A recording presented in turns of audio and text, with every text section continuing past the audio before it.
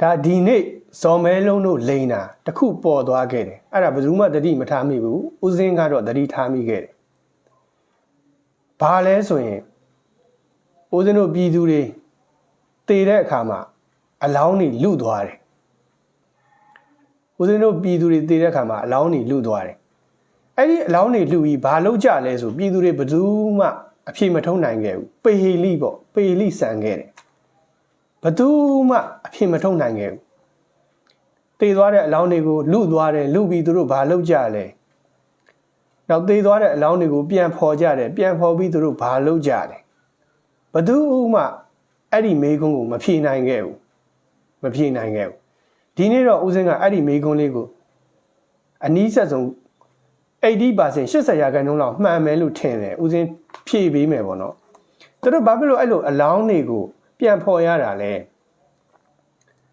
တည်သွားတဲ့ဦးဇင်းတို့ပြည်သူတွေရဲ့အလောင်းတွေကိုဘာလို့လွတ်သွားရတာလဲဆိုရင်အခုသူတို့ဇော်မဲလုံးပြောတဲ့အပြစ်မဲ့ပြည်သူ35ဦးကိုနော်ဒလန်လို့ဆွဆွဲပြီးတော့အကြမ်းဖက်ပြည်သူတွေကတပ်ပစ်တယ်လို့အဲ့လိုစည်ရင်တင်လာတာအဲ့လိုစည်ရင်တင်လာတာအဲ့ဒါဦးဇင်းတို့အလောင်းတွေပြန်ဖော်တယ်အလောင်းတွေလွတ်သွားတယ်ဆိုတော့အဲ့ဒါဘာကြောက်လဲဆိုတော့အဲ့ဒီဦးဇင်းတို့အပြစ်မဲ့ပြည်သူတွေတည်သွားတဲ့အလောင်းတွေကိုပြည်သူတွေကတတ်ပါတယ်လို့လှုပ်ချင်လို့သူတို့တွေကအဲ့ဒါတွေကိုသူတို့ရဲ့စေးရုံတွေတက်တွေထဲမှာဗီဒီယိုတွေရိုက်တာဓာတ်ပုံတွေရိုက်တာဓာတ်ပုံတွေရိုက်တာပေါ့အဓိကတော့ဓာတ်ပုံပေါ့ဓာတ်ပုံရိုက်ပြီးတော့ဘာလုပ်လဲဆိုရင်သူတို့ကအဲ့ဒီအလောင်းတွေကိုဒါ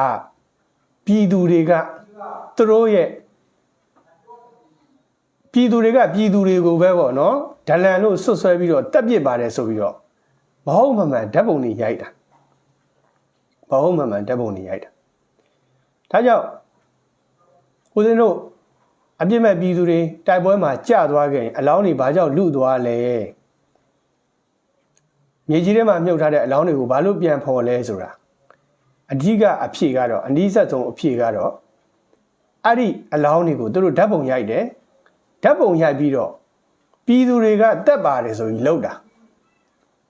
ပြည်သူတွေကတက်ပါတယ်ဆိုပြီးတော့လှုပ်တာအဲ့ဒါဒီနေ့မှပဲဒါဇော်မဲလုံးက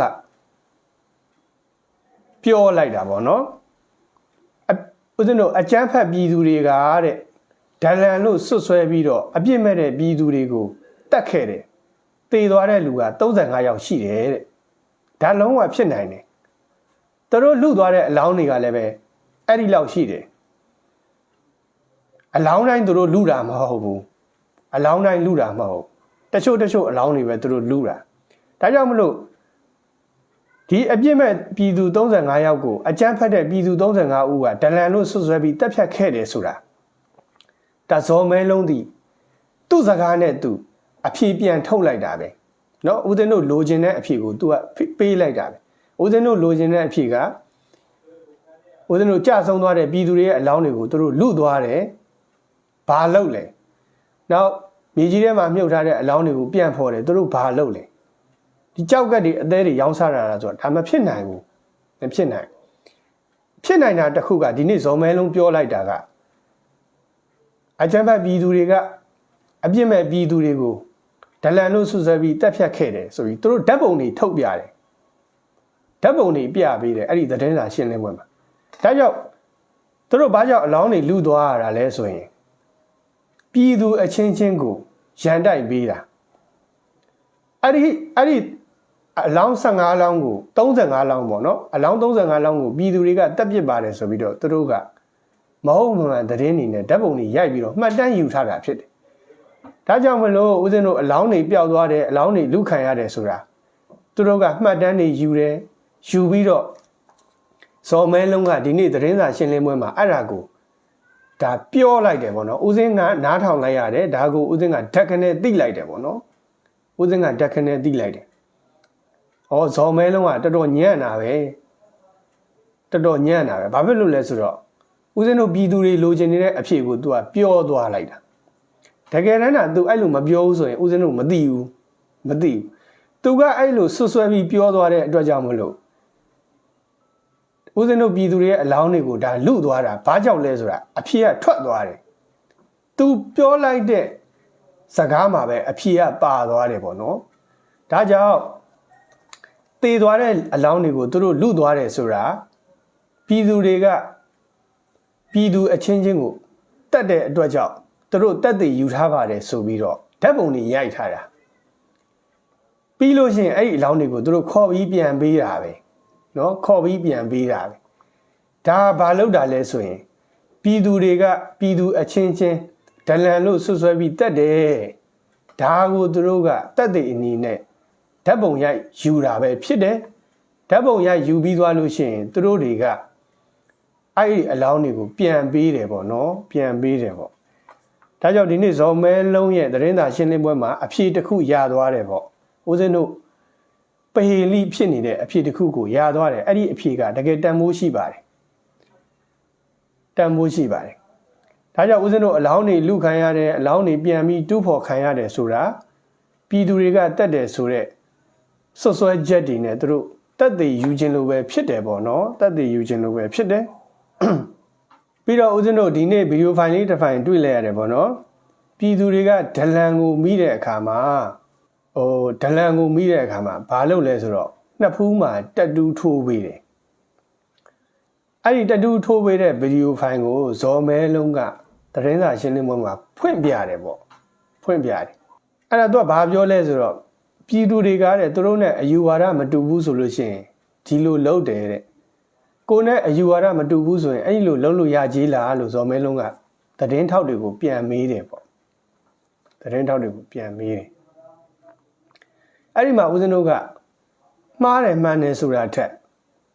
တတိထားပြီးသင်ခန်းစာယူရမှာတစ်ခုရှိတယ်ဦးဇင်းလည်းဟိုးအရင်တုန်းကခဏခဏပြောပြခဲ့ပါတယ်ခဏခဏပြောပြခဲ့ပါတယ်ဘာပြောပြခဲ့လဲဆိုရင်ဦးဇင်းတို့ပြည်သူတွေလောက်တာဆိုရင်ဗီဒီယိုတွေရိုက်ပြီးမတင်နဲ့ဒလန်တွေကိုမိတယ်ဆိုရင်အဲ့ဒီဒလန်တွေကိုအေးစိတ်စိတ်တယောက်တည်းမေးပြီးကျန်တဲ့လူတွေကချုပ်ထားပြီးတော့တယောက်တည်းမေးပြီးတော့အဲ့ဒီ recording တွေကိုယူထားရမှာပဲဖြစ်တယ်အဲ့ဒါတွေက Facebook မှာတင်ပြရမှာမဟုတ်ဘူးဦးဇင်းတို့ပြည်သူတွေဘက်ကလှုပ်တဲ့ဟာတွေကို Facebook မှာတွားတင်သူတို့အတွက်တက်တည်တစ်ခုရသွားတယ်ဟုတ်သည်ပဲဖြစ်စေမဟုတ်သည်ပဲဖြစ်စေသူတို့အတွက်ပြောစရာတစ်ခုရသွားတယ်ဒါပေမဲ့သူတို့ဘလောက်ပဲပြောပါကဘာကြီးကသူတို့ကိုဂူးမဆိုင်ဘူးဒါကြောင့်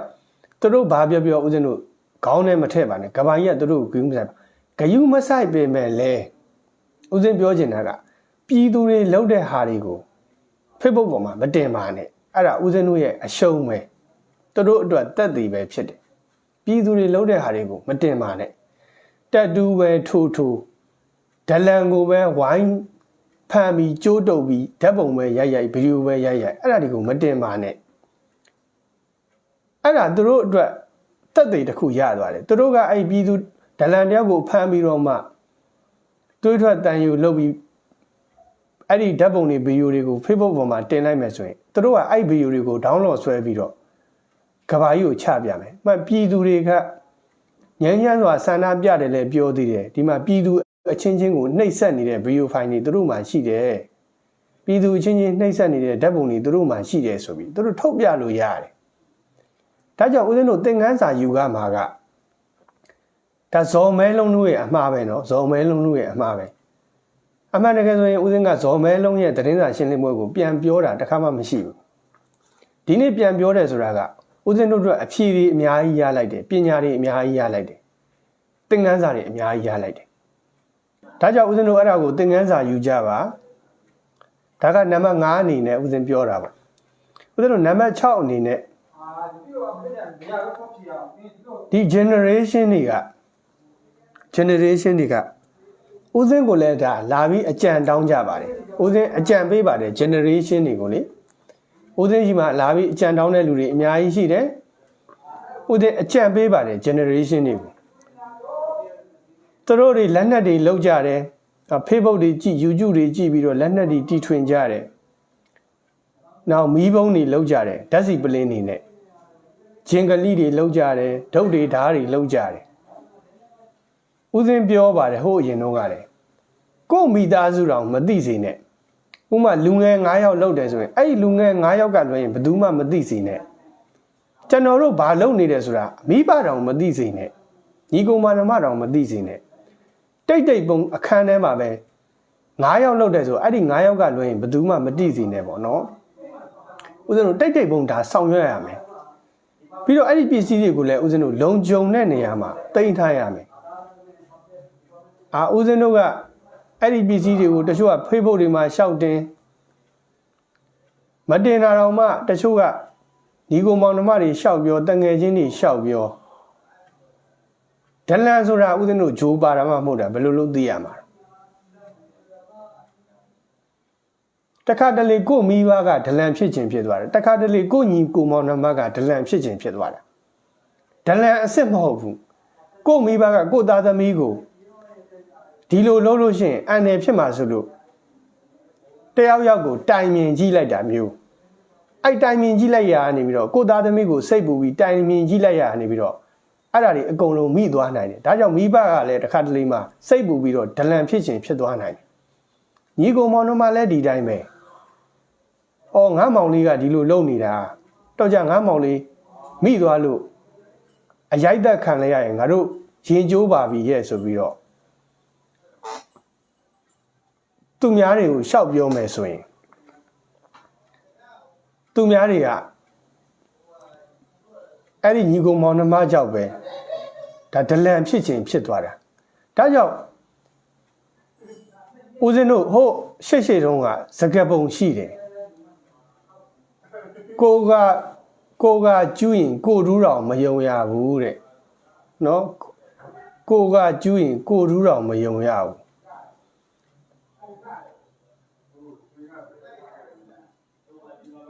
နောက်ဦးဇင်းတို့ပညာရှိမဟောတရားပြောထားတဲ့စကားလုံးလေးတစ်လုံးလည်းရှိတယ်အလုပ်ကိစ္စမပြီးမချင်းကိုကလွှဲရင်ဘယ်သူမှတော့မသိစီနဲ့တဲ့ဒါမဟောတရားဇက်တော်မှာလည်းရှိတယ်ပညာရှိမဟောတရားပြောထားတဲ့စကားလုံးကိုကအလုပ်တစ်ခုကိုလျှို့ဝှက်စာလုပ်နေပြီဆိုရင်ကိုကလွှဲရင်ကိုအိမ်ကအမျိုးသမီးတော်မပြောပြသင့်ကိုကလွှဲရင်ဘယ်သူမှမပြောပြသင့်ဒါကမဟောတရားပြောထားတဲ့စကားလုံးဒါကြောင့်ဦးဇင်းတို့ကမြန်မာစကားပုံတွေလည်းရှိတယ်ပညာရှိတွေဆုံးမထားတဲ့အဆုံးအမလေးတွေလည်းရှိတယ်ဒါဒီနေ့ဆိုရင်ဦးဇင်းတို့ Facebook ပေါ်မှာလက်နက်ခဲယမ်းတွေအများကြီးမိတယ်ပေါ့ဓာတ်စီပလင်းတွေလည်းအများကြီးမိတယ်အဲ့ဒါတွေဟာဆုံးရှုံးနေတာမှုတွေအများကြီးရှိတယ်အဲ့ဒီမိသွားတဲ့လူတွေလည်းပဲဦးဇင်းတို့အသက်ရှင်ရှင်နဲ့ပြန်လွတ်လာမယ်လို့ဦးဇင်းတို့မထင်ဘူးသူတို့ကဒါအန်ရတော့အများကြီးသူတို့ရှိတယ်အဲ့လိုမိသွားရင်ဒါကြောင့်မလို့ဦးဇင်းတို့ပြည်သူတွေက generation တွေကကိုကလွှဲရင်ဘယ်သူမှမပြောပါနဲ့အလုပ်ကိစ္စမပြီးမချင်းဘယ်သူကမှမပြောပါနဲ့ဒါပြောပြမယ်အရာတွေမဟုတ်ပါဘူးတချို့လူငယ်လေးတွေဦးဇင်းကိုလာတိုင်မြင်တယ်ဦးဇင်းမပြောပြဘူးလေဘယ်သူကမှမပြောပြဘူးသူတို့ဦးဇင်းကိုလာတိုင်မြင်တယ်ဆိုရင်ဦးဇင်းရဲ့ဟိုဘက်မှာသတင်းမရှိတော့ဘူးဦးဇင်းကိုလာပြောပြီးအဲ့သတင်းကစုံသွားပြီဦးဇင်းကဘယ်သူမှဒါပြန်ပြောရမယ်သတင်းမဟုတ်သူတို့ဦးဇင်းစီမှာလာပြီးတော့ဦးဇင်းထံမှာလာပြီးတော့အကြံဉာဏ်တွေတောင်းကြတယ်ဦးဇင်းပြောပေးတယ်ဒါပဲ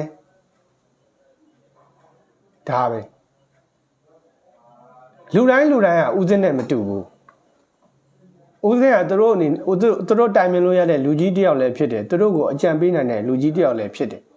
ဦးဇင်းကိုယ်တိုင်လည်းပဲပြည်သူတွေနဲ့အတူတူတိုက်ပွဲဝင်နေတဲ့ရဟန်းတစ်ပါးပဲဖြစ်တယ်ဒါကြောင့်မလို့ဦးဇင်းရှိကိုရောက်တဲ့သတင်းကဘယ်သူရှိမှရောက်မှာမဟုတ်ဘူး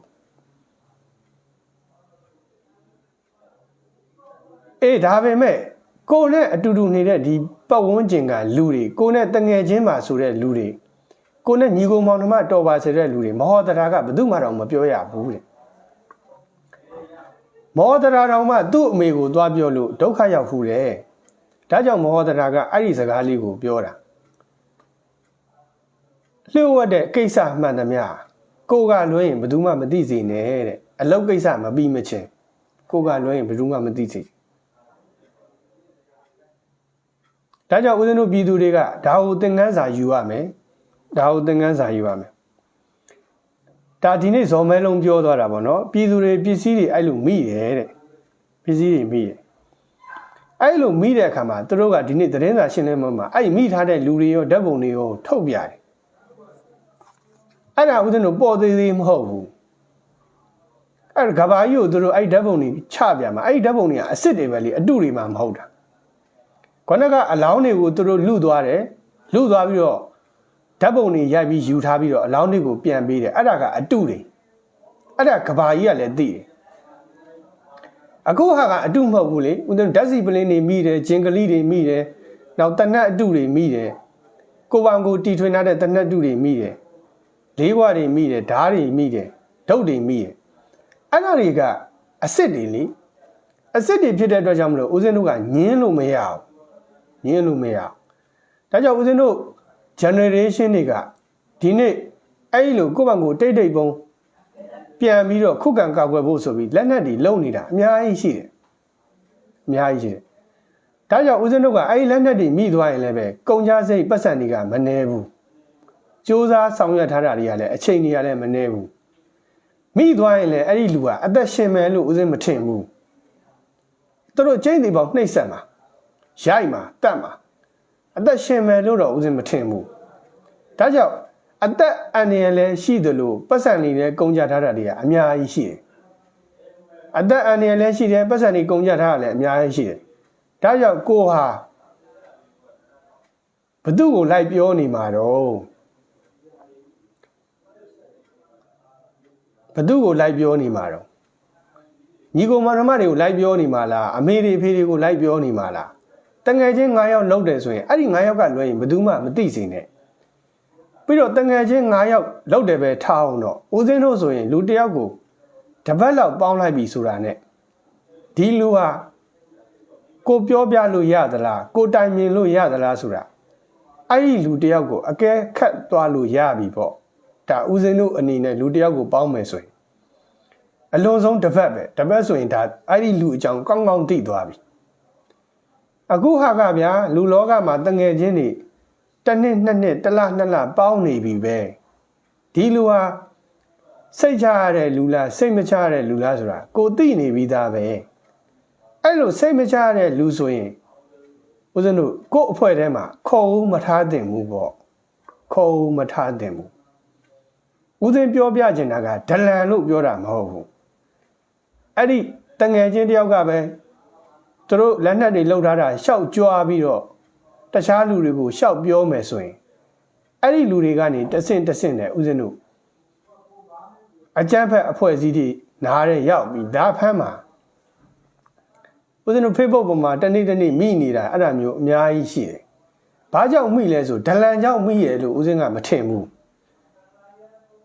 အဲ့ဒီလှုပ်တဲ့တငယ်ချင်းချင်းကနေပါဇက်ကယားပြီးရှောက်ကြွားကြတာရှောက်ကြွားကြတာအဲ့ကြွားတာနေဖြစ်တာပဲကြွားတာနေဒလန်နာတဲ့ရောက်ဒလန်နာတဲ့ကနေတခါအကြမ်းဖက်အဖွဲ့အစည်းတွေရောက်လာဖမ်းတော့တာဒါကြောင့်ဦးဇင်းတို့ကြွားဖို့မလိုဘူးအဲ့ဒါတွေထုတ်ပြဖို့မလိုဘူးအဲ့လိုကြွားခြင်းတဲ့လူပါဇက်ငြိမ်ငြိမ်မနေတဲ့လူကိုယ့်အဖွဲ့အစည်းထဲမှာပါတယ်ဆိုရင်စောကြီးတဲ့ကကူကမခေါ်တဲ့ဘူးအဲ့ဒီလူပြီးတော့ကိုရီအဲ့လူငယ်တွေလုံနေတဲ့အဲ့လှုပ်ဝက်တဲ့သတင်းတွေကိုလည်းအဲ့ဒီမပါဝင်တဲ့လူတယောက်မှကိုမပြောပြစေချင်ဘူးပြောပြရင်ဘာဖြစ်မလဲပတ်စံနေလဲကုန်တယ်ကိုလည်းအသက်အန္တရာယ်ထိခိုက်တယ်ဒါကကိစ္စသေးသေးလေးနောက်ကိစ္စအကြီးတစ်ခုရှိသေးတယ်အဲ့မိသွားရင်အဲ့ဒီမိတဲ့လူပဲအသက်ခံရမှာလားအဲ့ဒီပစ္စည်းတွေပဲအသိခံရမှာလားမဟုတ်ဘူးတခြားစ조사နေတဲ့ဆန္ဒပြနေတဲ့ CDM လုပ်နေတဲ့ CRP အစရှိတဲ့တနိုင်ငံလုံးရဲ့တိတ်ခါတွေရောအကုန်ကျသွားတယ်ဒါအတုမိတာမဟုတ်ဘူးအစစ်မိတာအစစ်မိတဲ့အတွက်ကြောင့်မလို့အဲ့ဒီလက်နက်ခဲယမ်းတွေအကုန်လုံးမိတဲ့လူတွေအကုန်လုံးကိုတို့ကဓာတ်ပုံရိုက်တာဓာတ်ပုံရိုက်ပြီးတို့ကဘာကြီးကိုချပြမယ်တက်တည်ယူထားမယ်အစစ်ဖြစ်တဲ့အတွက်ကြောင့်ဦးဇင်းတို့ကဘလို့မှလိန်လို့မရအောင်လိန်လို့မရတဲ့အတွက်ကြောင့်သူတို့အတွင်အန္တရာယ်ရှိတာမဟုတ်ဘူးတခြားလူတွေပါပြည်သူတွေပါဒုက္ခရောက်သွားတယ်တခါတလေမှာ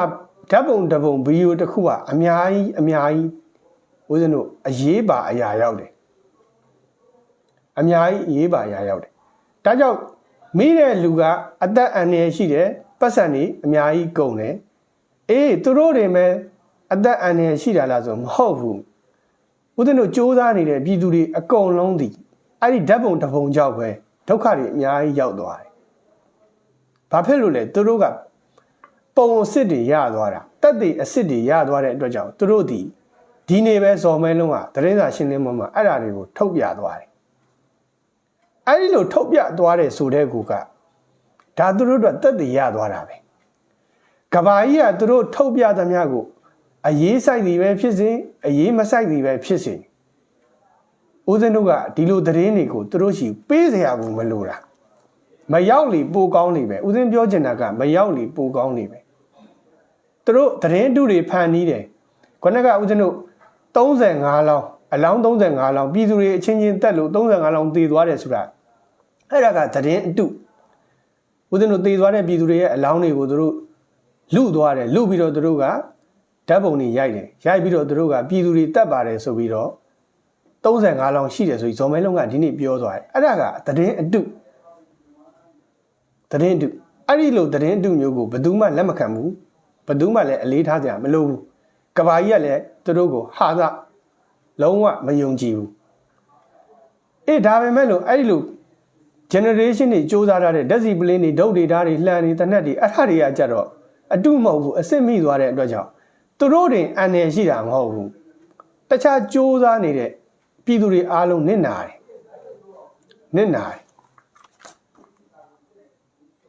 ဆိုကြပါစို့ဦးဇင်းတို့ဖုံးကြီးလို့ပြောမယ်ဆိုရင်ဖုံးကြီးတစ်ပါးမဟုတ်တာလှုပ်လိုက်လို့ရှင်အဲ့ဒါဘယ်เจ้าကလေ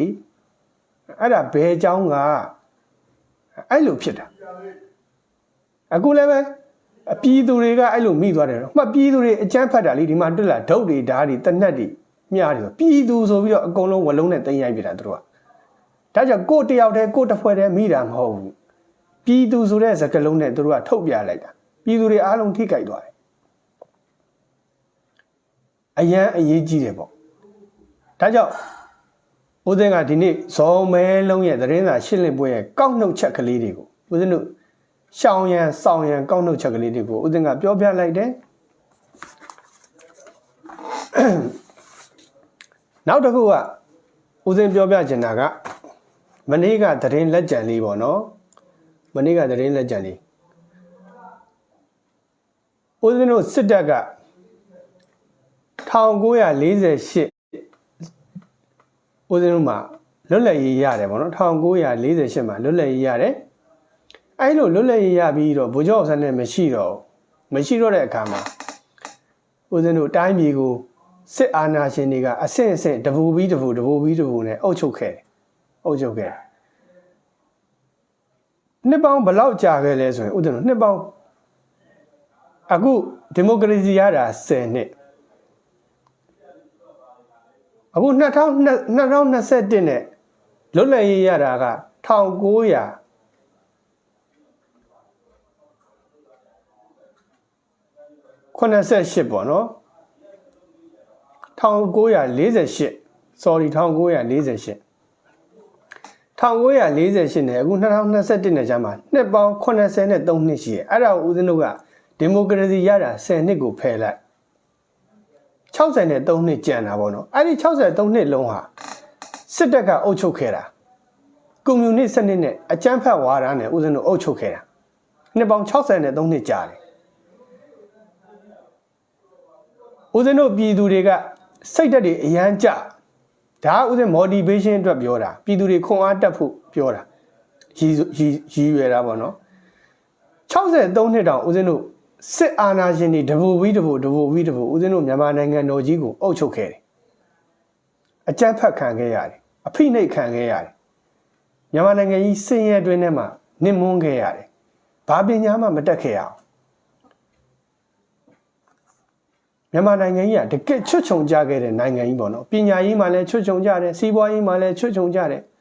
လူမှုရေးလူအတိုင်းဝိုင်းမှာလည်းချွတ်ချုံကြတယ်မြန်မာနိုင်ငံလို့ပြောရင်ဘယ်သူမှအထင်မကြီးဘူးဒါလူမှုရေးမှာလည်းချွတ်ချုံကြတယ်ဘယ်ဘက်ကပဲကြည့်မြန်မာနိုင်ငံလို့ပြောလိုက်ရင်လူရာကိုမဝင်တာအဲ့ဒါဘာကြောင့်လဲဆိုရင်အဖြစ်က စစ်အာဏာရှင်တွေကနှစ်ပေါင်း63နှစ်အုပ်ချုပ်ခဲ့လို့ဖြစ်တယ်ပေါ့နော်အဲ့လိုနှစ်ပေါင်း63နှစ်ဆိုတာကလူအသက်တန်းတစ်ခုရှိတယ်တချို့လူတွေဆိုအသက်63နှစ်ပဲနေရတယ်ဒါလူအသက်တန်းတစ်ခုရှိတယ်ပေါ့နော်အမေပိုက်ထဲကနေ6လလယ်10လဖွာမွေးလိုက်တယ်63နှစ်ဆိုဒါသိပြီပဲဒါလူအသက်ဘဝတစ်ခုလောက်ရှိတယ်ပေါ့63ဆိုတာအခုဦးဇင်းတို့ကအရေးကင်းကြီးဖြစ်တယ်အရေးကင်းကြီးဖြစ်တယ်အဲ့ဒီ63နှစ်အတွင်းမှာအရေးကင်းတွေ4ချိန်5ချိန်ဖြစ်ခဲ့ဘူးတယ်ပေါ့နော်ဒါအခုတို့ဒါနောက်ဆုံးအရေးကင်းပေါ့2021ဖေဖော်ဝါရီ1ရက်အခုမတ်လ24ရက်မှာ23ရက်မှာရက်ပေါင်း51ရက်ရှိသွားပြီပေါ့အရေးကင်းကြီးဖြစ်တယ်အဲ့ဒါမှာဦးဇင်းတို့ကဘလို့တွေးရမလဲဆိုရင်နှစ်ပေါင်း63နှစ်တိတိစစ်အာဏာရှင်တွေကဦးဇင်းတို့ကိုအုပ်ချုပ်ခဲ့တာဒီရက်ပေါင်း51ရက်ထဲနဲ့ဒါတွေကိုခြေဖြတ်နိုင်မလားဦးဇင်းတို့ဒီနေ့ခြေဖြတ်တာဒီ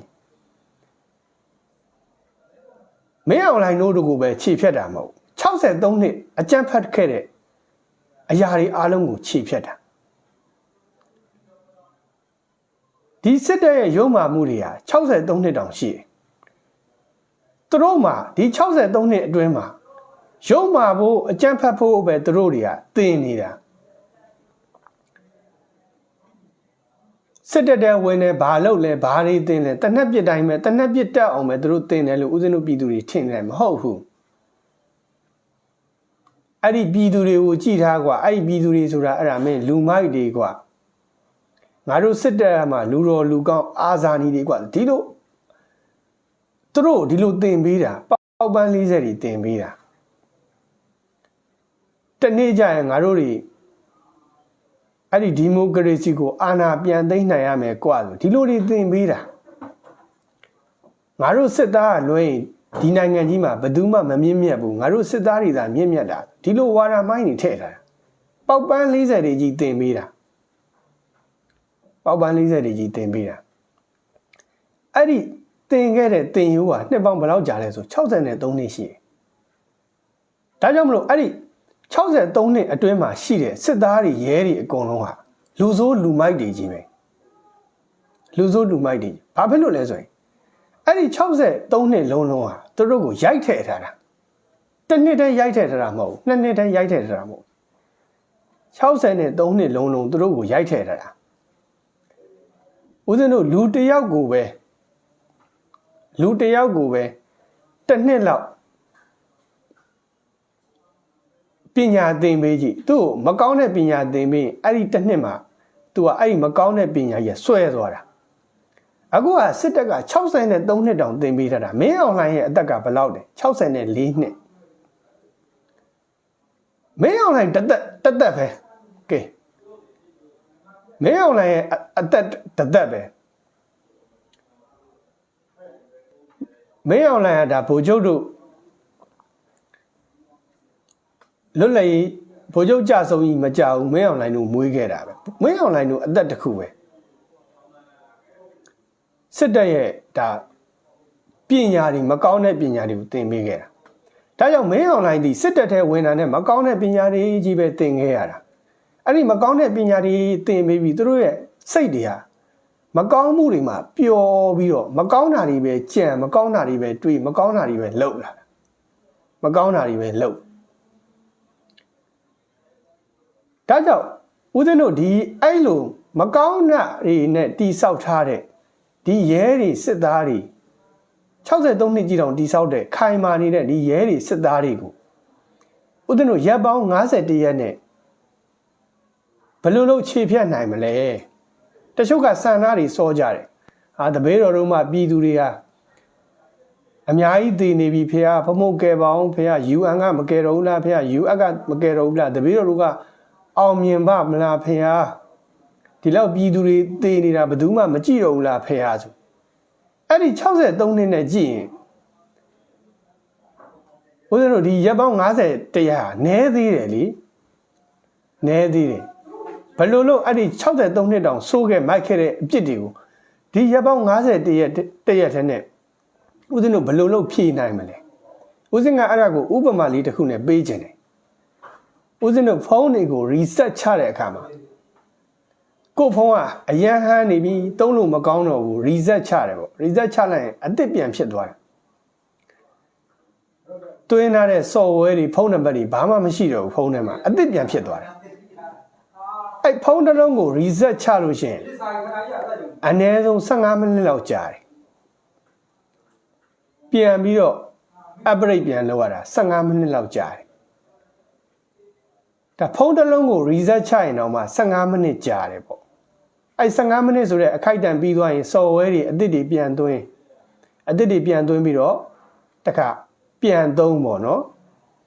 အဲ့လိုပဲစစ်တပ်ရဲ့ရုံးမှာအကြမ်းဖက်မှုတွေက63နှစ်တောင်ကြာတယ်ကြာခဲ့ပြီအဲ့ဒီ63နှစ်ရှိတဲ့ဒီစစ်အာဏာရှင်မကောင်းတဲ့ဒုစရိုက်မကောင်းတဲ့စိတ်တွေမကောင်းတဲ့ရုံးမာမှုတွေကိုဦးဇင်းတို့ကခြေဖြတ်ဖို့အတွက်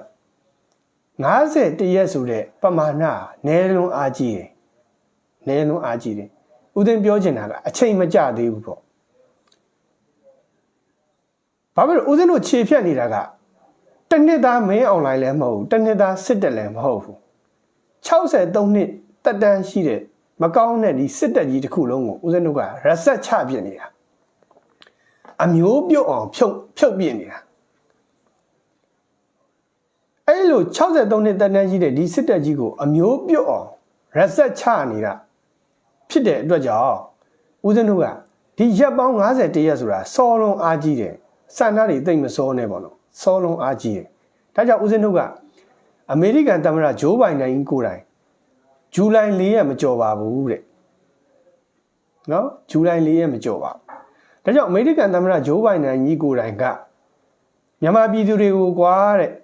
ငါအမေရိကန်သမ္မတတယောက်အနေနဲ့ဂရုပေးပါတယ်ကူညီပေးပါမယ်ဇူလိုင်4ရက်မကျော်စေရပါဘူးတဲ့ဒါဆိုရင်ဦးဇင်းတို့ဒါဝမ်းသာစရာပဲလေဦးဇင်းတို့ပြည်သူတွေနဲ့ဟာဘုံဖေသူတို့အကြမ်းဖက်လွန်းလို့ကဲပါအောင်ဖေဒါတွေကဦးဇင်းတို့လည်းခံစားရတာပဲအကြမ်းဖက်မှုတွေကိုလေဒါပေမဲ့ဦးဇင်းတို့ကစောလုံးအားကြီးပါတယ်ဦးဇင်းတို့အခုတိုက်ဖြတ်နေတာခြေဖြတ်နေတာတွန်းလှန်နေတာကတနှစ်သားစစ်တက်လည်းမဟုတ်ဘူး9နှစ်သားစစ်တက်လည်းမဟုတ်10နှစ်သားစစ်တက်လည်းမဟုတ်ဘူး